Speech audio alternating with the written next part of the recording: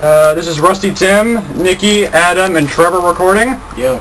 We're gonna get my cremated Zippo out of Trevor's Fusion Junior. Let's see out of this thing. Alright, let's do this.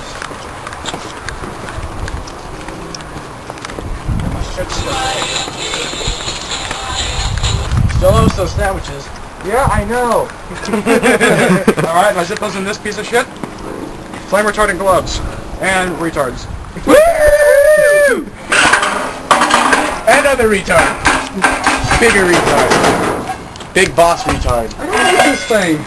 Then why'd you get it? I don't know, I was trying to act cool, but it didn't work. I just wanted to fit in.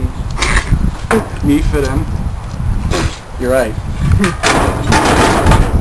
It's like trying to get an elephant to fit in with monkeys. It works. Found it.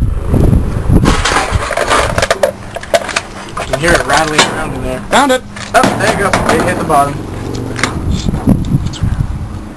Ah. Oh my god. Oh my gosh.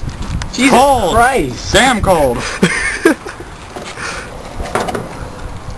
Video proof. Trevor owes me a new Zippo or like $20.